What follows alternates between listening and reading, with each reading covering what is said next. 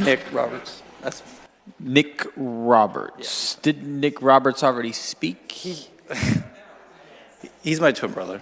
He's your twin? Yeah, no, it's a long story.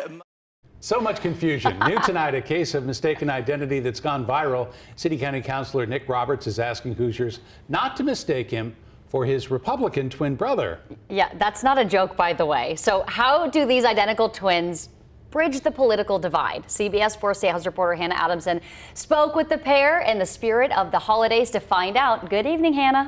Good evening. The story began during the redistricting bill debate, as you just saw there. Both Nick and Nathan Roberts gave public testimony during the same meeting. Now, one brother, a Democratic elected official, the other, a Republican leading a grassroots effort to end illegal immigration. However, when Nick started getting dozens of phone calls and messages from confused constituents following that debate, he decided he needed to clear things up.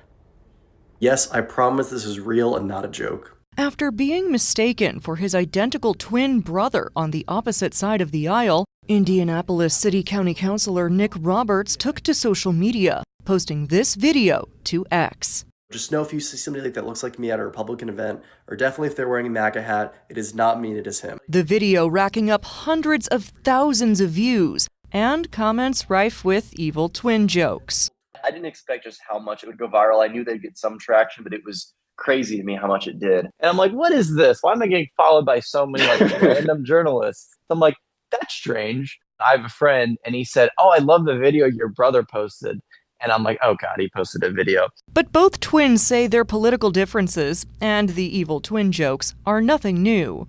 In high school, Nathan became a Trump supporter, while Nick criticized Trump in the school newspaper. There are people that said, because we were so different in politics even back then, they're like, this would be a movie. Do you see this becoming a movie at some point?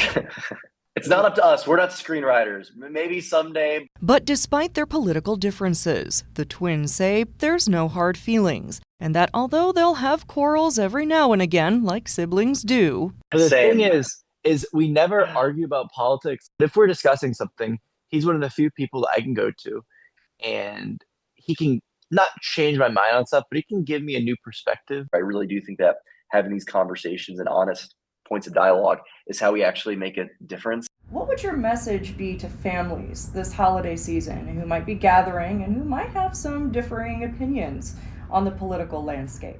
Cutting people out of your life because of politics is not just something that's not good to do, but also more important, I don't think it works, right? I think it gets people dug in a lot of times more. You have one family in the world, you might as well make the best of it. Everybody has issues.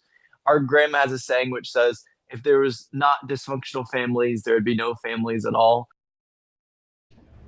Both twins tell me if someone ever decides to make a movie about the two, they would love the chance to actually appear in the movie as themselves.